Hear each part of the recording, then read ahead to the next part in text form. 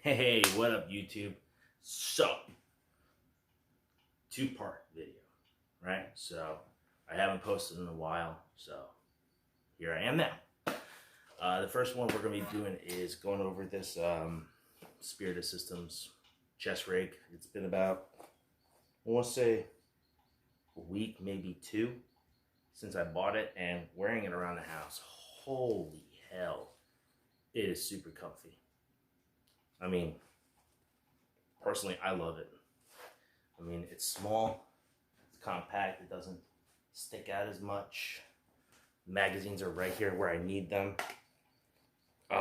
Something that I learned is that the sleeve, that 556 insert, actually retains its shape when you remove a mag out, which I thought was pretty cool, which is nice.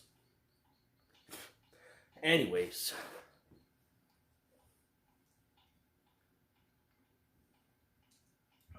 so yeah, that's a good thing. Same thing goes with the pistol pouch, which is nice.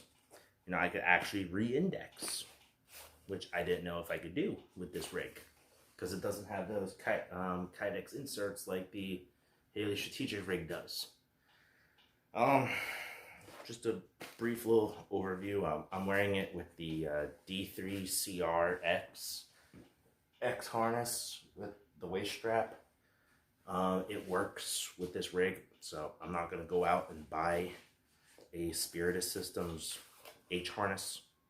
If I got one that already works, why replace it? So, for those of you that haven't seen my video, this is the Spiritus Systems Microfight Mark IV with a 3-mag 556 insert, a double pistol mag insert, and of course I'm running 3 556. Yes, they are loaded for all my New York friends.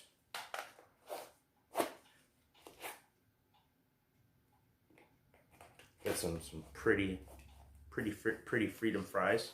It's got the molly straps right here, only 3 rows, 1, 2, 3.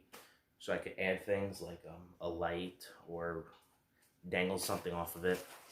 And over here under the half flap, I have a soft T wide tourniquet and a MS-2000 strobe. Yeah, see that light? See it flashing? I can't see it. But it's got a removable cover for visible light and a shroud for blue. And it's a fairly nice pocket. I mean, I could come over here and I could take my military scout survival tin. I'm going to be doing a video on this later. And I could stick it in there. Open it back up. Pull it out. I got it. Or I could have some other mission critical stuff like a light. Stick that down in there. That fits nicely. Along with the static compass with the ranger beads on top.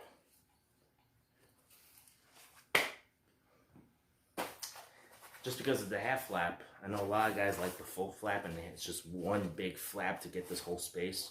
But I like to have my pistol mags right here because it's just natural for me to go right here to grab a mag and pull. I think I got it from, I think I picked that habit up when I was in Ship's Reaction Force on the Theodore Roosevelt, when I was security forces on that ship. So, anyways, let me just restock this.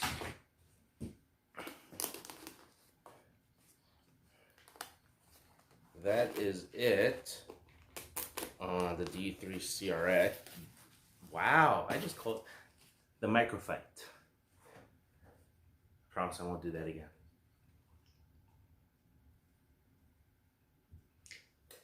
Part 2. Look at her. May I introduce you guys to the new and improved Jessie.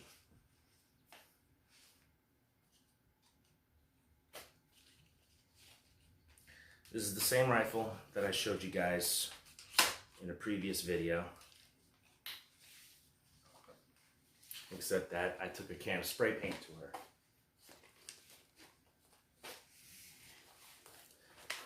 So this here is Jessie. This is her video. Right? So make sure she's clear and safe.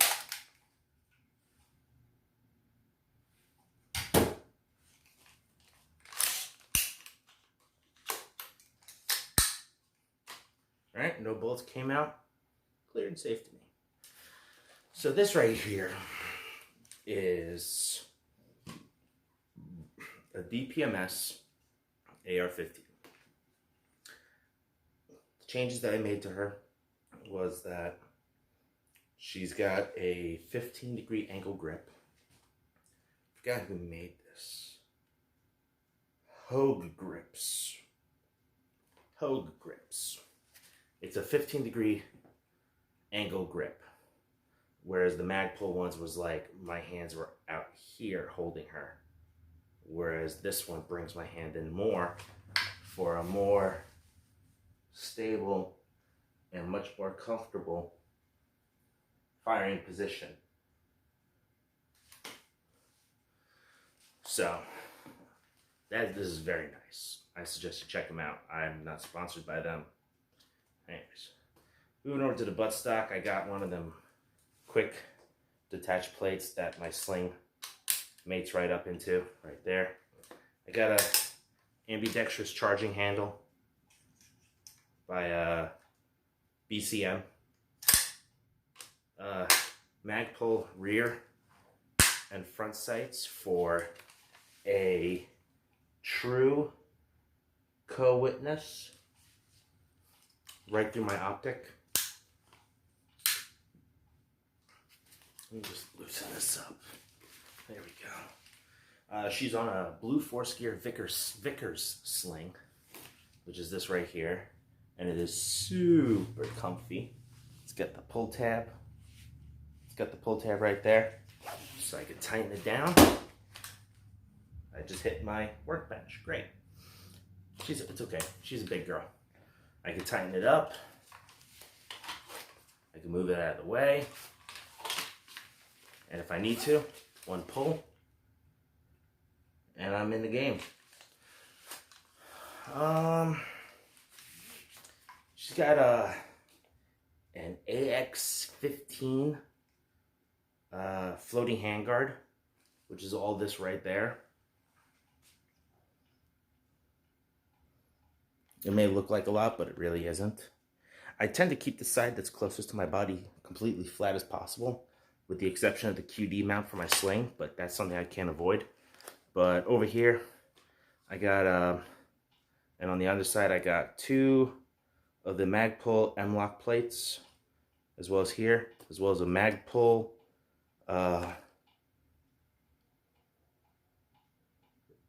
RVG that I cut in half because, oh, here's the other part. I still have it. I used to go right there. I mean, that's a lot of hand grip. But since I don't grab my rifle like this, I grab my rifle like that. So this right here is like the perfect, with the thumb over, is like the perfect way for me to get a good grip. Positive control over my rifle. Also has the Magpul front sights, as well as a pressure pad and button for my weapon light. Momentary on, steady on, no hands, look. Momentary flash, constant steady flash. Boom, done. And I just got some of the Magpul plates just for some cable management, because not a lot of people notice, but see those little clips right there, and right there? Yeah, the cable management. It's a beautiful thing. Moving on to the optic. So my optic here is a hollow sun. It is a cantilevered red dot, 1 magnifier, with a solar panel right on the top right there.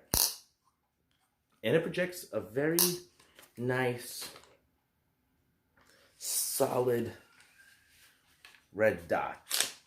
Let's see if I can get you guys to see that. There she is. See that red dot? Yeah.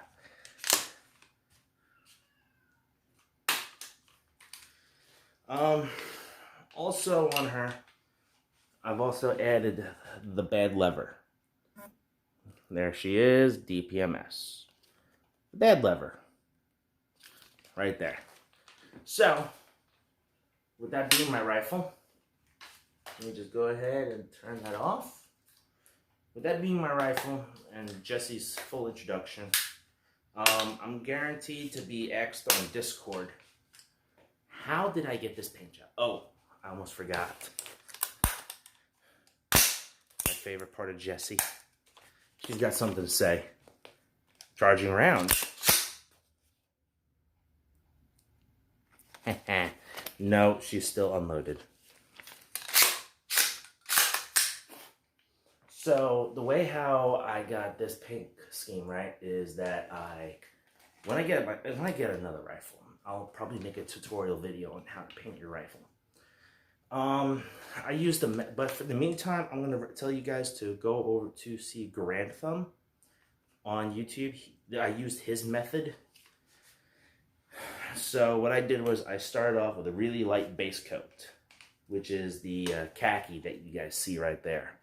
Right, so I painted the whole rifle, optic, light. I taped up everywhere that I didn't want paint to get into. I closed my dust cover for that, and I just painted the whole thing.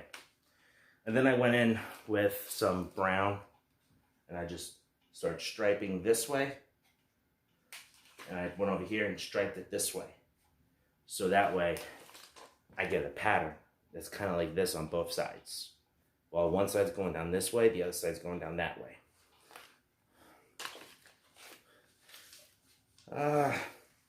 Then, as soon as that was done, I touched up some of the shinier areas with the brown. Just to darken it up, kind of like how people use camouflage face paint. You know, you got your shiny areas like your cheeks, the bridge of your nose, your chin, up here, and your forehead. You want like dark colors there to break up the outline. And then in the shadows, you want lighter colors. That's pretty much what I was going by off of my rifle. And then, as soon as all that was said and done, I went back and added some detail, which is really kind of like that snake scale pattern, just alternating. So on the darker areas, on the lighter areas, I added dark colors like that khaki with the green circles. Right there again. And then the green with those khaki circles, as well as on top of the optic right there. Yeah, I got paint on the solar panel. And then there's this part right here. There's the khaki again on top of the green. Oh, shit.